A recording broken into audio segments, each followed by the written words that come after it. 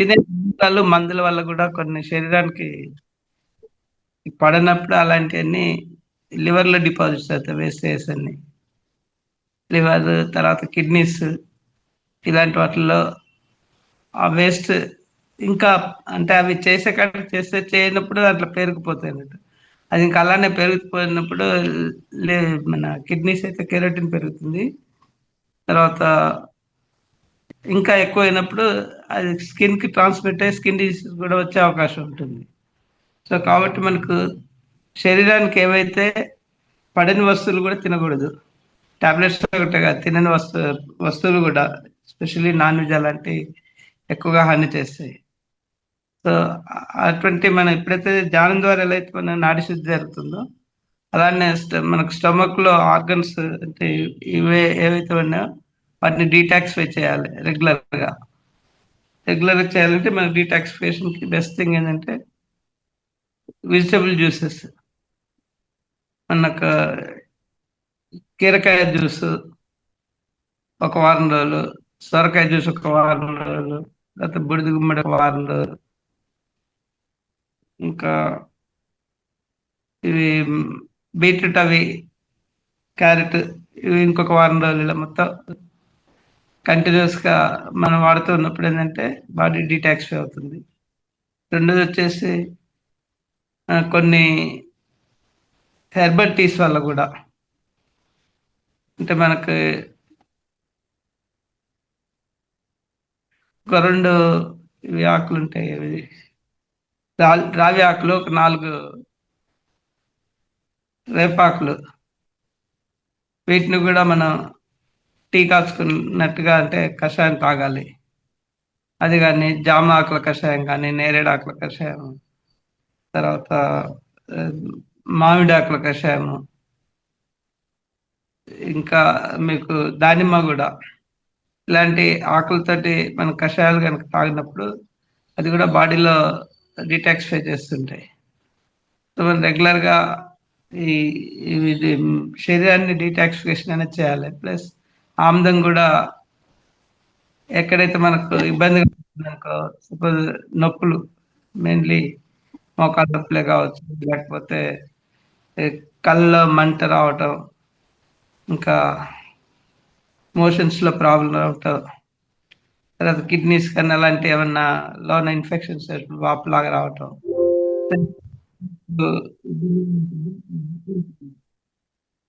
Liver అయినా కూడా, liver కానీ లేకపోతే ప్యాంక్రియాటిస్ కానీ ఏదైనా కానీ అక్కడ ఆ పర్టికులర్లో మనం స్టెరిలైజ్డ్ కాటన్ తీసుకొని ఈ ఆమ్లం దాంట్లో పిండి ఆ గుడ్డను మన పైన ఎక్కడైతే నొప్పిగా ఉంటుందో ప్యాక్ లాగా పెట్టేసి పైన టేప్ వేసుకోండి. టేప్ వేసుకొని టేప్ కానీ లేకపోతే మెడికల్ టేప్ కానీ లేకపోతే మన వేరే ఒక ప్లాస్టిక్ పేపర్ పెట్టేసి గుడ్డలాగా కట్టేయటం.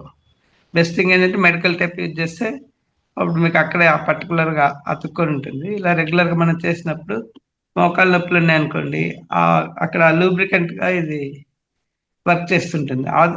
ఆమ్లానికి ఏంటంటే చొచ్చుకుపోయిన లక్షణం ఉంటుంది, ఆ చివరికి లోపలి వరకు వెళ్తూ ఉంటుంది. కాబట్టి రెగ్యులర్గా అది మనం వాడినప్పుడు గ్రాడ్యువల్గా దాంట్లో మనకు లూబ్రికెంట్ లాగా ఎక్కడైతే మనకు ఈ కార్టిలేజ్ అరిగిపోయిందో ఆ ప్లేస్లో ఇది లూబ్రికెంట్ లాగా తయారయ్యి మనకు ఆ ప్రాబ్లమ్స్ అనేది తగ్గిపోతాయి. అలానే కిడ్నీస్లో ఏమైనా ప్రాబ్లమ్స్ ఉన్నా, నొప్పిగా ఉన్నా కూడా ఆ పర్టికులర్ వెనకాల వీపు వెనకాల ఆ కిడ్నీస్ ఎక్కడైతే ఉంటుందో ఆ ఏరియాలో ప్యాక్గా అప్లై చేయాలి. కళ్ళు మనకు నిద్రలేమి ఉండి లేకపోతే కొంచెం మంటగా ఉండి ఇలాంటినప్పుడు కన్ను రెప్ప పైన ఆమ్లం రోజు రాసుకొని పడుకుంటే అప్పుడు నిద్రలేమి అవన్నీ తగ్గిపోతే కళ్ళు కూడా బాగుంటాయి.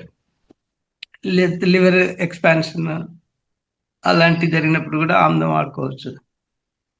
ఎక్కడైనా ప్యాక్ లాగా పెట్టుకోవాలని, నార్మల్గా అయితే నాభి పైన రోజు ప్యాక్ లాగా పెట్టుకోవచ్చు, లేకపోతే పైన రాసుకోవచ్చు మన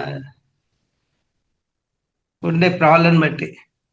సో ఆ విధంగా మన శరీరంలో కనుక ఏవైతే ఇవి టాక్సిన్స్గా ఉన్నప్పుడు ఇలాంటి మనకి హెల్త్ ప్రాబ్లమ్స్ వస్తాయి.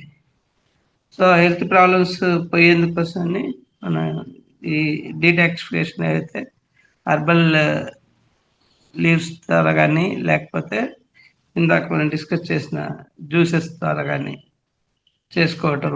ఇంకోటి ఏంటంటే మీకు బ్యాడ్ కొలెస్ట్రాల్ గుడ్ కొలెస్ట్రాల్ అని వస్తుంటుంది కదా, దాన్ని బట్టి కూడా మనకు ఇది మనం ఏం చేయాలంటే ఫైబర్ కాంటెంట్ ఎక్కువగా ఉన్న వెజిటబుల్స్ అలానే మీకు ఇవి తిన్నప్పుడు ఏమవుతుందంటే ఆ లోపల ఫైబర్ అనేది మీకు మన ఇంటెస్టైన్ లో డిపాజిట్ అయ్యి మీరు తీసుకునే ఫుడ్ ఒక ప్రోబయాటిక్ అలాంటి ఫుడ్స్ తీసుకున్నప్పుడు ఆ బ్యాడ్ కొలెస్ట్రాల్ అని తగ్గిపోతుంటుంది అన్నట్టు. కాబట్టి మనం ఆ, అది కూడా ఫైబ్రస్ ఫుడ్స్ తీసుకోవాలి. ఇంకోటి ఏంటంటే ఈ ఈ మూడు అవాయిడ్ చేయాలి. ఒకటి ఏంటంటే వైట్ రైస్, తర్వాత టేబుల్ సాల్ట్, ఇంకోటి ఇది మైదా మైదా ప్రొడక్ట్స్ కూడా ఇవి అవి కూడా మనకు ట్యాక్స్ పే చేస్తాయి. అన్నీ మన శరీరంలో అతుక్కుపోతాయి. అవి అతుక్కుపోయి దానివల్ల ప్రాబ్లమ్స్ వస్తుంటాయి. సో ఇవన్నీ ఈ ప్రాబ్లమ్స్ అన్ని మనం తగ్గించుకోవాలన్నప్పుడు ఆహార విషయాల్లో జాగ్రత్త తీసుకోవాలి. దానికి తోడు ఈ ఫైబ్రస్ ఫుడ్స్, తర్వాత మన ఇవి కూడా ఫ్రూట్స్ కూడా మీరు సీజనల్ ఫ్రూట్స్ ఏవైతే వస్తాయో అన్ని, అంటే ఆరెంజెస్, తర్వాత సిట్రస్ ఫ్రూట్స్, కస్టర్డ్ ఆపిల్ అంటే సీతాఫలాలు, మ్యాంగోస్, ఏ సీజనల్గా ఏది వస్తుంది అదే మన శరీరానికి కూడా కాల్షియం యాడ్ చేస్తాయి అన్నట్టు. సీతాఫలాలు కానీ జాంపళ్ళు కానీ ఇలాంటివి తీసుకున్నప్పుడు మీకు మామూలుగా తీసుకునే టాబ్లెట్స్ అంటే కూడా మోర్ దాన్ 10 times ఇది ఎక్కువ వస్తాయి. పాలల్లో ఉన్నదానికంటే కూడా 3 times కాల్షియం ఉంటుంది. తెల్ల నువ్వులు కూడా, నువ్వు పాలు తీసుకున్నా కూడా నువ్వులు నానబెట్టి ప్రొద్దున గ్రైండ్ చేసి ఆ పాలను తాగటం వల్ల అది 3 times ఉంటుంది. కరివేపాకులో కూడా, మునగాకులో కూడా మీకు ఈ కాల్షియం కంటెంట్ అనేది ఎక్కువగా ఉంటుంది. అవి కూడా తీసుకోవాలి. ఇట్లా అదే మన ఆహారమే అవసరంగా తీసుకోవాలన్నట్టు. ఇంకా సీజనల్ ఫ్రూట్స్ లో ఒకటి మీకు దానిమ్మ తీసుకున్నారనుకోండి, దానిమ్మ మీకు దాంట్లో ఫైబర్ ఉంటుంది, ప్లస్ ఇంకోటి రక్తాన్ని జనరేట్ చేసే ఇది ఉంటుంది, విటమిన్ సి కూడా ఉంటుంది. సో ఎప్పుడైతే మనకు ఈ ఏ సీజన్ ఫ్రూట్ వచ్చినా కూడా ఇండియన్ ఫ్రూట్స్ ఏవైతే తీసుకున్నా కూడా మీకు ఎకనామిక్ గా ఉంటుంది, ప్లస్ మీ పర్పస్ సాల్వ్ అవుతుంది. సో అది అడవిలో దొరికినే కావచ్చు, లేకపోతే ఇక్కడ మార్కెట్లో దొరికినాయి. కానీ కొన్ని ఫ్రూట్స్ మార్కెట్లో అంటే అడవిలో దొరికేటి ఇక్కడ దొరకవు మార్కెట్లో, లైక్ పాలపళ్ళు కానీ, లేకపోతే పరికి పళ్ళని, ఇంకా వేరే ఏ, కొన్ని సీతాఫలం ఏమండి సీతాఫలం కూడా కొండల్లో దొరుకుతుంది. చాలా మంచిది మీకు న్యాచురల్ గా, అంటే మామూలుగా పండించిన వాటికంటే కూడా ఇవి బాగుంటాయి ఆరోగ్యానికి. ఇంకోటి సీతాఫలం పళ్ళే కాదు, మనకి పళ్ళతో సంబంధించి ఏవైతే పళ్ళు తింటావో దానికి సంబంధించిన ఆకులు మనం కషాయంగా వాడుకోవచ్చు. వాడుకున్నప్పుడు ఇంకా బాగా పనిచేస్తాయి.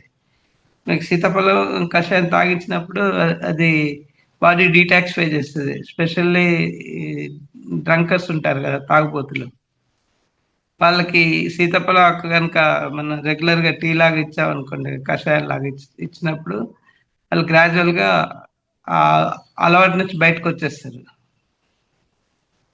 సో సీతాఫలం ఆకులు కూడా మనం అలానే వావిలాకులు ఉంటాయి.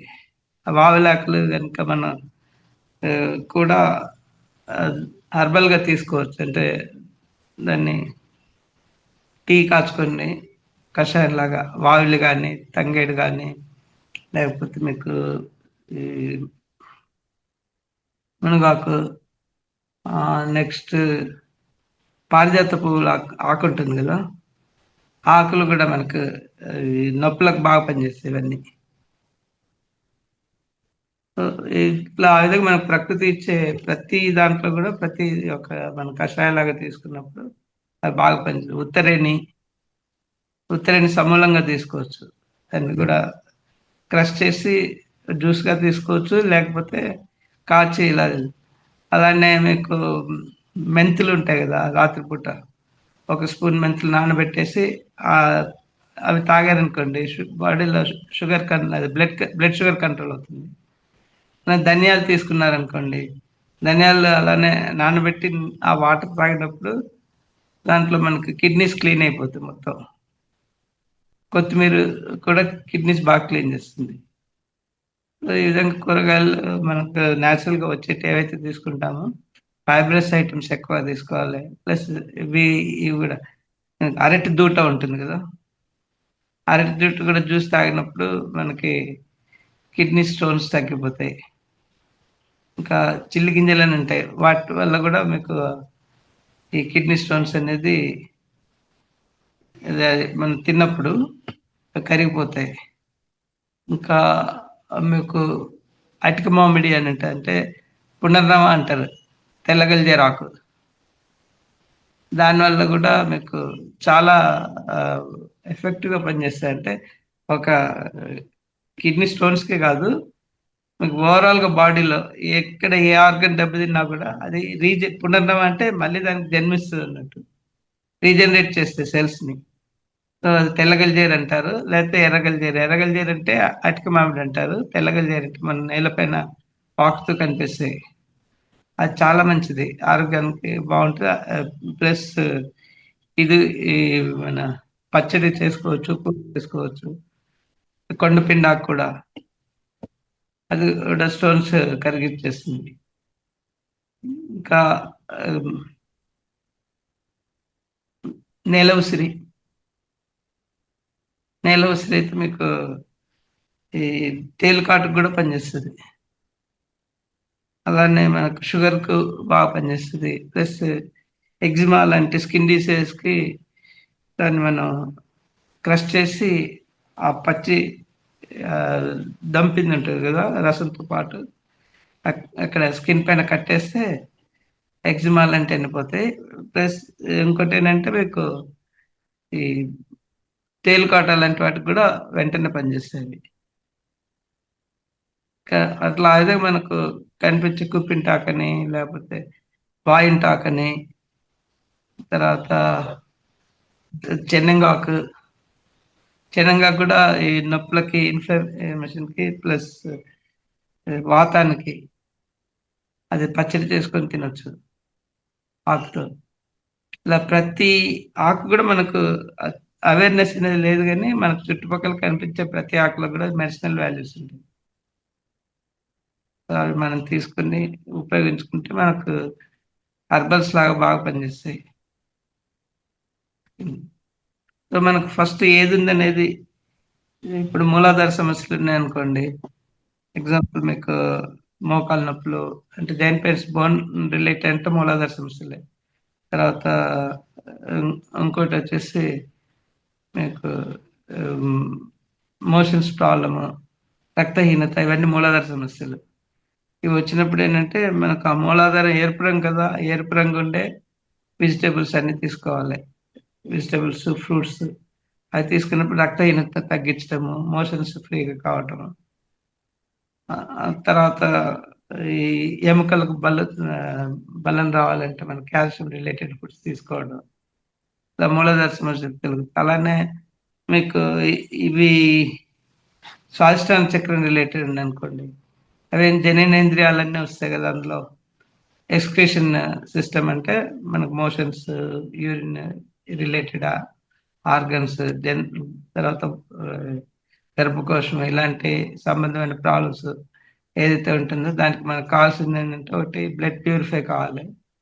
బ్లడ్ ప్యూరిఫైగా ఉండాలంటే ద్రాక్ష పళ్ళు, నెక్స్ట్ ఖర్జూర పళ్ళు, ఐరన్ రిలేటెడ్ ఇవన్నీ తీసుకున్నప్పుడు ఏంటంటే మీకు ఆ బ్లడ్ రిలేటెడ్ సమస్యలు తగ్గి బ్లడ్ ప్యూరిఫై అవుతుంటుంది.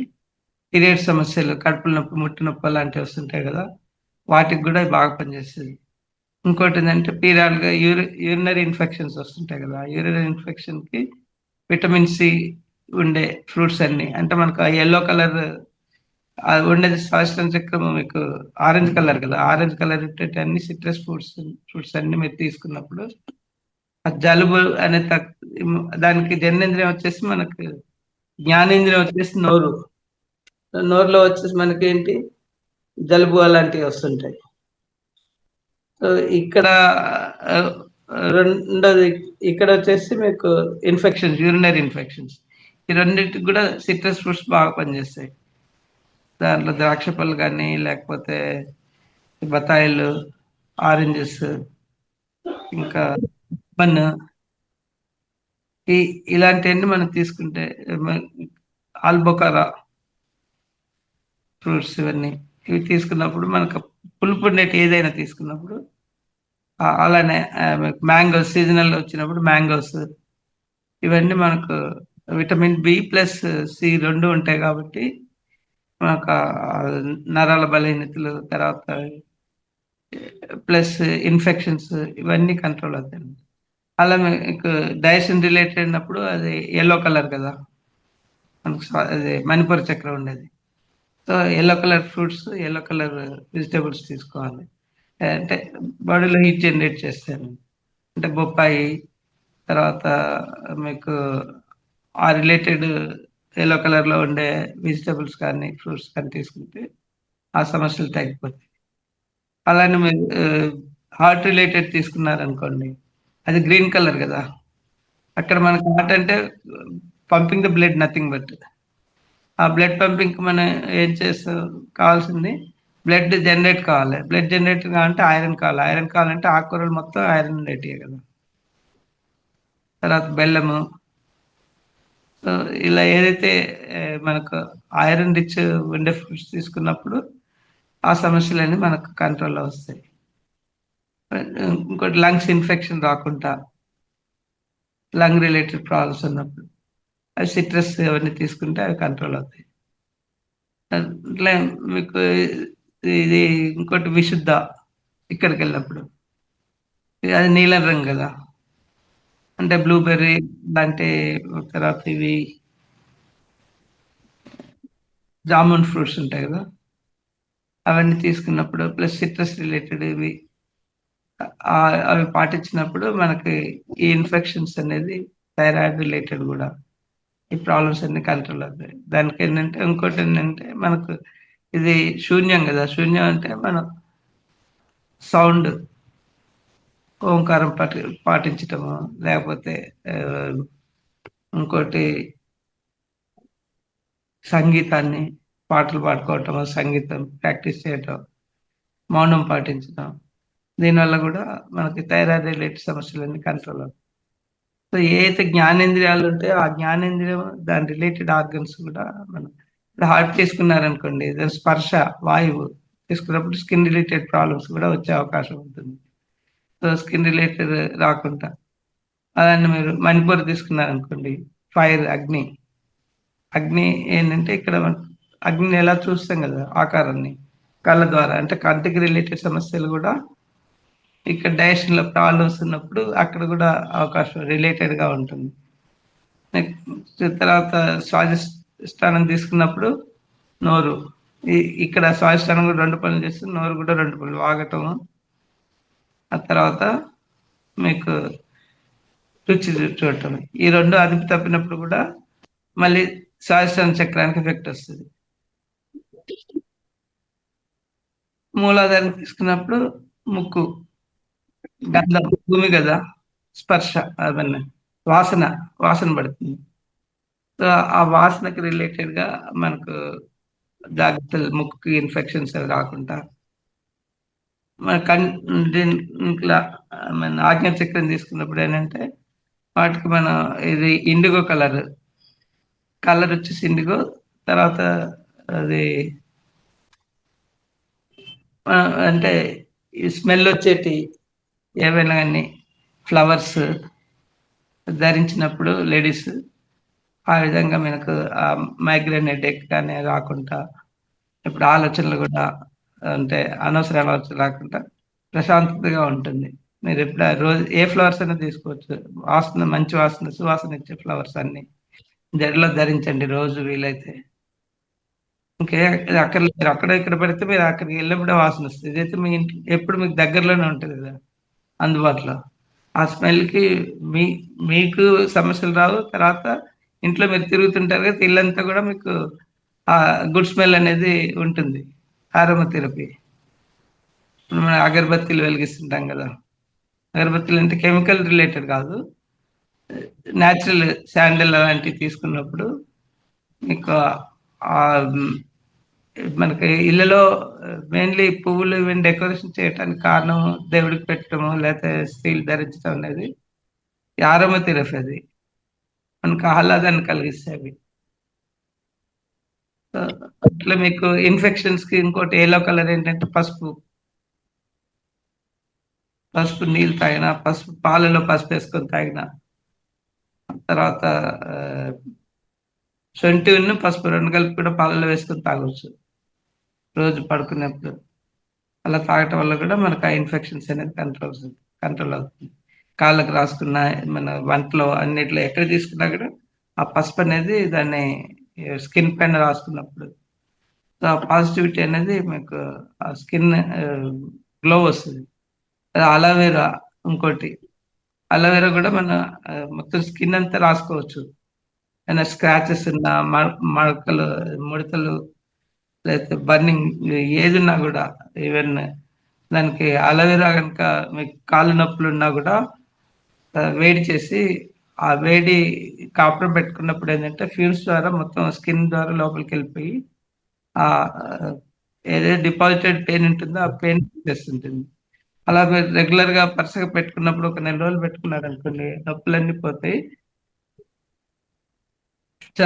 చివరికి ఆ మెత్తబడ్డ ఈ పల్ప్ ఉంటుంది గదా! అది మొత్తం స్కిన్‌కి రాసేసుకుంటే స్కిన్ రిలేటెడ్ గూడా స్కిన్ నరిష్ అవుతుంది.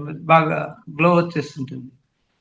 ఇంకా మీరు ఈ జుట్టుకి కూడా రాసుకోవచ్చు అలోవెరాని. అలా రాసుకున్నప్పుడు షైనింగ్ వస్తుంది జుట్టు. పల్ప్ తిన్నారనుకోండి షుగర్ కంట్రోల్ అవుతుంది. సో, అలోవెరా మీకు ఈ జ్యూసెస్ కూడా వస్తున్నాయి. పతంజలి దాంట్లో అది కూడా తాగొచ్చు. సో, అలోవెరా జెల్ వస్తుంటుంది. సో, ఇట్లా ఆ విధంగా మనకు ప్రకృతి ఇచ్చే ప్రతీది కూడా మనకి డీటాక్సిఫై చేస్తూ ప్లస్ మన హెల్త్ కూడా ఇంప్రూవ్ చేస్తుంది. Okay sir. బాడీ డిటాక్సేషన్ మూలాధారం నుంచి స్వాదిష్టానము అలాగే మణిపూరకము అన్ని చక్రాల వరకు ఎలా డిటాక్స్ అవ్వాలి, ఎలా చేసుకోవాలి అవి కూడా మనకు చుట్టుపక్కల దొరికే వస్తువులతోనే, ఆకులతోనే, కూరలతోనే చక్కగా ఎక్కడ ఏ డాక్టర్ లేదు, ఏ మందులు లేదు, ఏం లేదు. మనకు నిత్యం దొరికే వస్తువులతోనే బాడీ డిటాక్స్ చేసుకోవడం ఎలా అనేది చాలా అద్భుతంగా వివరించారు sir. Thank you very much.